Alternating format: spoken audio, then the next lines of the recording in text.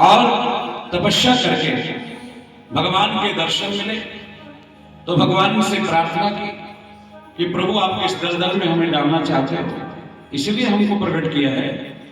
तो भगवान ने कहा ये जरूरी है मेरे बच्चों, जो मैं काम दे रहा हूं उसको करो।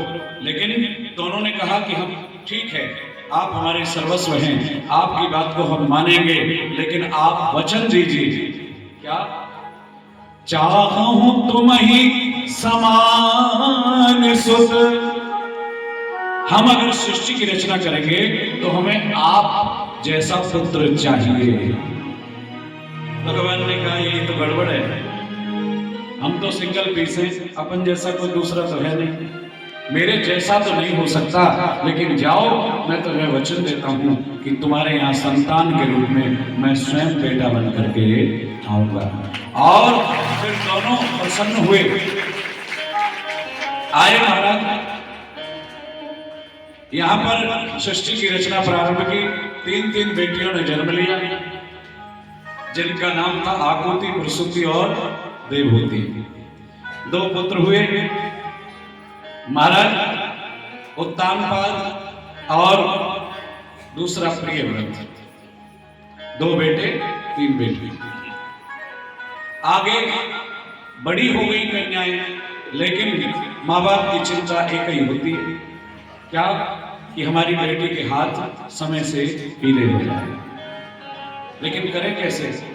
सबसे बड़ी बेटी तो ब्याह के लिए हाँ नहीं करती, और अगर बड़ी का नहीं करते, छोटियों का कर दे तो फिर बड़ी रह जाएगी। क्या करें? इनकी बड़ी बेटी जो है देवहूति, वो बार बार ब्याह के लिए मना करती है। माँ परेशान है, जब भी कहती है मना कर देती है, आखिर बात क्या है? एक दिन माँ ने खुल के पूछ लिया, बेटा आप ब्याह क्यों नहीं करना चाहते?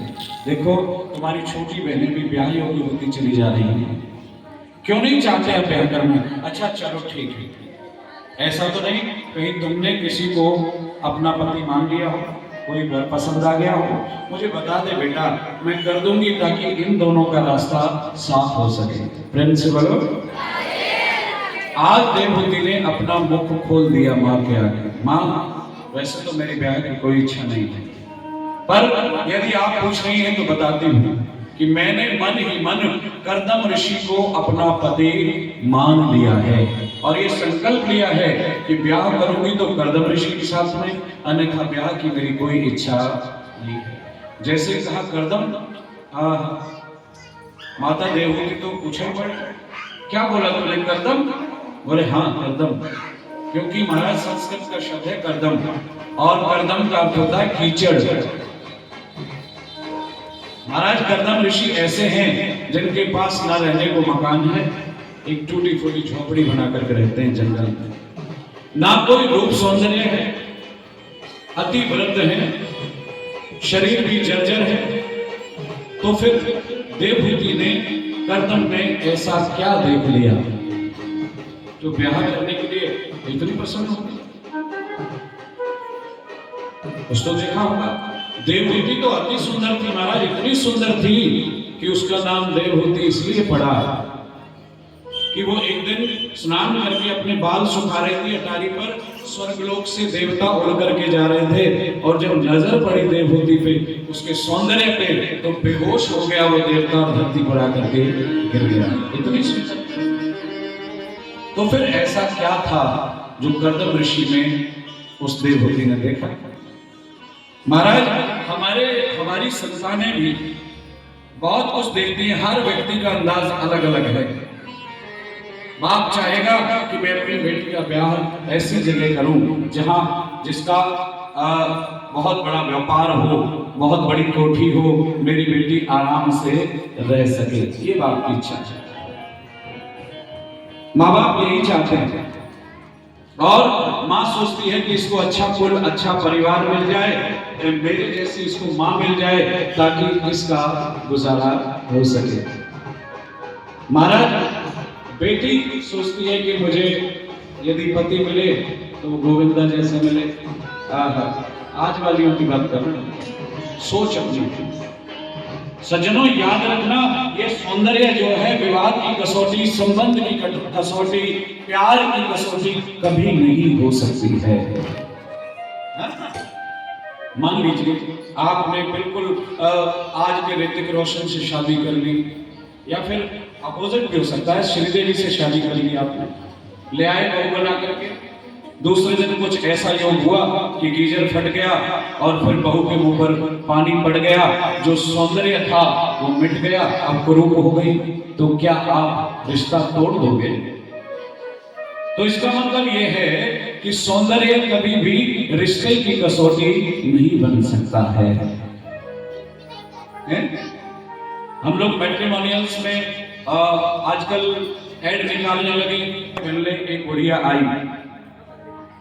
आई, फिर बैठ गई, बोले महाराज, मैंने कहा क्या बात है माता जी? बोले बहुत परेशान हूं। क्या? बोले मेरी पोती का ब्याह जो है ना नहीं हो पा रहा। मैंने कहा क्यों? बोले नहीं, कोई रिश्ता ही नहीं मिल रहा ठीक सा, अगर आपके पास कोई हो तो बताओ। मैंने कहा तो फिर आपको कैसा दामाद चाहिए? तो वो कहती है एनआरआई हो। एनआरआई मीन्स बाहर विदेश में रहता हो। मैंने कहा अच्छा, और बोले अच्छे पैसे कमाता हो, क्योंकि हमारे पास भी बहुत कुछ है लगाने के लिए। मैंने कहा चलो। और महाराज सुनो एक बात, अकेला होना चाहिए। अब ये बात मुझे खटक गई कि अकेला होना चाहिए। अरे दो माँ बाप तो होंगे, मान लो दूसरा बच्चा नहीं होगा, लेकिन माँ बाप तो होंगे जिन्होंने उसने जन्म दिया है। मेरे आग लग गई। मैंने कहा माता जी एक रिश्ता है, बिल्कुल आपके लिए है। क्या? बोले बताओ महाराज। मैंने कहा वो अमेरिका में है लड़का, अच्छे डॉलर में कमाई करता है। बोले अच्छा। बोले अकेला? मैंने कहा बिल्कुल सिंगल है, ना माँ है, ना बाप है, ना बहन है, ना कुछ नहीं, अकेला। बोले महाराज फिर तो बात आगे बढ़ाओ। मैंने कहा माता जी बात तो आगे बढ़ा दूं, लेकिन उसकी शर्त थोड़ी मुश्किल है। मैंने बताओ हम सब कुछ करने को तैयार हैं? तो बोली बताओ सही क्या है? मैंने कहा तो उसकी शर्त है कि पहले जो लड़की होगी ना, उसका पूरा परिवार जहर खा ले और मर जाए, उसको भी लड़की अकेली चाहिए। महाराज कैसी बात कर रहे हो? जब आप ऐसा विचार कर सकते हो कि वो लड़का अकेला हो, तो क्या वो नहीं सोच सकता कि लड़की भी अकेली? कैसे कैसे विचार मन में आते हैं। अरे पहले जमाने में लोग भरा पूरा परिवार देखते थे। और आपको बता दूं, जितनी भी सुसाइड्स की घटना बढ़ रही है ना, इनका एक ही कारण है, अकेलापन। अब परिवार रहे नहीं। पहले जेठानी, देवरानी, नंद ये सब रहते थे घर में। मान लो पति पत्नी का किसी बात पे झगड़ा भी हो गया और भाभी उदास है, या उसकी जेठानी पूछ लेती थी क्यों नहीं, क्या बात है आज इतनी परेशानी कैसे? मान लो जेठानी को नहीं बताई। परिवार ज्वाइंट ही अच्छे लगते हैं, लेकिन अब समय की मांग है, अलग अलग लोग रह रहे हैं, और अब तो लोग बच्चा भी नहीं चाहते। तो अब नई नई पीढ़ी आ रही है, तो बच्चे का क्या करना है, हमें अपनी जिंदगी जीनी है। कुछ दिन कल आपके अखबार में भी आया था कि आज से 10 वर्ष बाद कुछ रिश्ते समाप्त हो जाएंगे, ना तो चाचा मिलेगा ना बुआ मिलेगी, क्योंकि आजकल कोई पैदा ही नहीं कर रहा है, सिर्फ सिंगल एक होना चाहिए। अब वो चाहे कोई भी हो, ना तो चाचा मिलेगा, ना भाई मिलेगा, ना बहन मिलेगी, एक ही है। ये बहुत बड़ी वो है स्वभाव, आदमी का नेचर। उनका स्वभाव कैसा है? देवताओं जैसा स्वभाव है। कैसा? झोंपड़ी टूटी फूटी है, जंगल में कोई मुसाफिर आ गया तो ऋषि उसको भी अपने झोंपड़ी में रात्रि के लिए जगह दे देते हैं, भैया तो यहाँ सो। और फिर जो कुछ भी घर में खाने के लिए उनके पास होता है उसको खिलाते हैं, अतिथि सत्कार करते हैं। पूरी रात कर्दम ऋषि दोनों पैर जोड़ करके कोने में बैठ जाते हैं, सबको जगह देते हैं। कितना बड़ा दिल है। इसका जिक्र हम लोग नहीं करना चाहते। सज्जनों याद रखना, बेटी और दामाद का स्वभाव का मिलन होना बहुत जरूरी है। अगर दोनों में तालमेल नहीं हुआ ना पति पत्नी में, तो फिर राजमहल में भी हत्याएं होंगी। नेपाल के राजा, अभी आपने देखा होगा कुछ साल पहले की बात, वहां पर राजा तपस्या कर रहे हैं। भगवान भी चाहते हैं कि इस दुनिया में कोई माँ तो ऐसी हो जो मुझे अपने गर्भ में धारण करे। सज्जनों, बाप तो सब बन जाते हैं, लेकिन बेटा बनना बहुत ही आनंद का और बहुत ही कठिन कार्य है। प्रेम से बोलो। सबते सेवक धर्म कठोरा। गुरु तो सब बनने को तैयार हैं, लेकिन सेवक बनना कोई नहीं चाहता है। सब गुरु बनने को तैयार है, जिसको देखो वही गुरु। प्रेम से बोलो। महाराज भगवान भी चाहते हैं कि लोग मुझे पिता कहते हैं, पिता कहते हैं, सब लोग बोलते हैं कि आप जगत पिता हैं। मैं भी चाहता हूँ कि जो बचपन का आनंद है, कोई माँ तो ऐसी हो जो मुझे अपनी गोदी में लाड लगावे, दो थप्पड़ लगाए, मेरी आंखों में काजल लगावे, लाड से लोरी सुनावे। तो महाराज इन्होंने विचार बना ली, तपस्या कर रहे थे, जिस स्वरूप को भीतर देख रहे थे अपने, वही स्वरूप सामने प्रकट हो गया। बोलिए नारायण भगवान की। और फिर भगवान ने कहा, कर्दम ऋषि आंखें खोलो, मैं आ गया। कर्दम ने नेत्र खोले और फिर देखा, मेरे प्रभु आप। बोले आज प्रभु नहीं, मुझे बेटा कहकर बुलाओ। अब तो कांप गए कर्दम ऋषि, महाराज कैसी बात कर रहे हो, आप और मैं बेटा कैसे? नहीं नहीं, ये नहीं हो सकता। तो भगवान नारायण ने कहा कि मेरा आदेश है, मुझे पुत्र कहकर के बुलाओ। कर्दम ऋषि विचार करने लगे, आखिर करना क्या चाहते हो? तो बोले नहीं, मेरी इच्छा है तो मुझे पुत्र कहो। अब कर्दम ऋषि ने कहा, महाराज क्यों मजाक कर रहे हो मेरे से? आप मेरे पुत्र बनोगे, लेकिन पुत्र बनने के रूप देख रहे हो, कौन अपनी बेटी मुझे देगा? तो भगवान ने कहा, कर्दम ऋषि जीव का कर्तव्य केवल इतना है कि वो शुद्ध संकल्प ले, कैसे पूरा होगा ये मेरा काम है, अपने ऊपर मत लो। जैसे मैंने बाप को ढूंढ लिया, वैसे ही माँ को भी ढूंढ लो, तू तो हाँ कर। फिर कर्दम ऋषि ने जब भगवान ने बार बार कहा तो पुकारा है पुत्र। भगवान को बहुत आनंद आया। कर्दम ऋषि एक बार फिर से बोलो ना, पुत्र पुत्र पुत्र।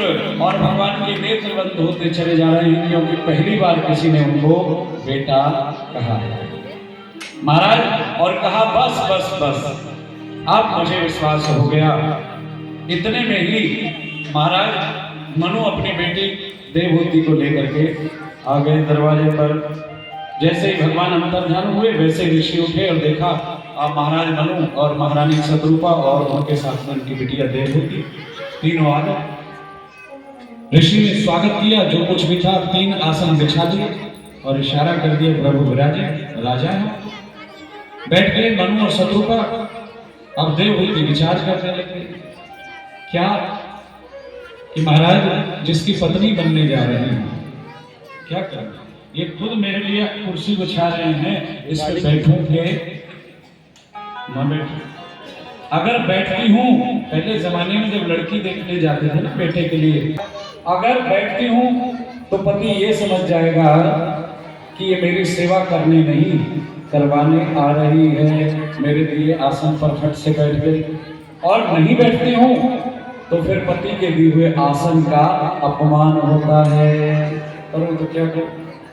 देवहूति ने क्या किया, आसन से हट करके बैठ गई और अपना एक हाथ उठा करके आसन पर रख दिया, मानो इशारा कर दिया, स्वामी मैं आपकी सेवा करने के लिए आ रही हूँ, मैं आपके आसन का अपमान नहीं कर सकती, इसलिए मैंने स्वीकार कर लिया। प्रेम से बोलो। अब बात चली, महाराज मनु ने अपने मन की बात कही, मेरी बेटी आपसे ब्याह करना चाहती है। अब तो कर्दम ऋषि कूद पड़े, महाराज किससे? मुझसे? बोले हाँ। इतने में ही ना करने वाले थे ऋषि, क्योंकि जोड़ी तो बेमेल थी, वो बेचारे परोपरी इतनी सुंदर है, तो मना करने वाले थे। इतने में ही नारायण भगवान प्रकट हो गए, केवल कर्दम को दिखाई दिए और फिर इशारा किया, पिताश्री मना मत करो, यही मेरी माँ है, हाँ कर दो। और अंतर्ध्यान हो गए।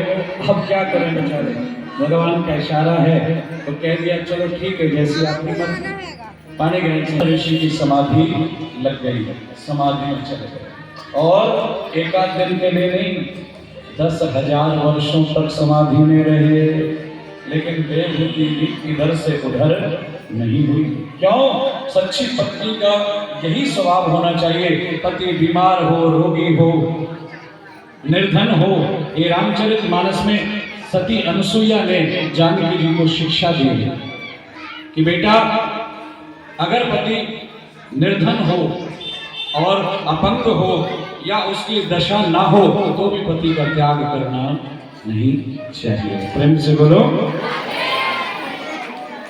देवहूति ने अपने वचन का पालन किया, 10,000 वर्ष तक ऋषि समाधि में बैठे रहे और देवहूति बेचारी सेवा करती रही। 10,000 की आंख खुली और देखा सामने एक बुढ़िया बैठी है, एक ठठरी मात्र रह गया है, आंखें धसी हुई, बाल सफेद हो गए, सामने एक बुढ़िया बैठी है और उस बुढ़िया को देख करके पहला ही प्रश्न कर दिया गर्दम ऋषि ने, देवी तुम कौन हो? क्या बीतेगी उस स्त्री पर जिसने 10,000 साल तक अपने पति की सेवा करी हो और जब वो होश में आवे तो पूछे कौन है तू? पहली बात तो अब ये उम्मीद ही समाप्त है। जब केवट ने पार उतारा था तो राम जी सच्चा करके मुख लटक गया। क्यों? क्योंकि राम जी उसको उतराई देना चाहते थे, लेकिन पास में तो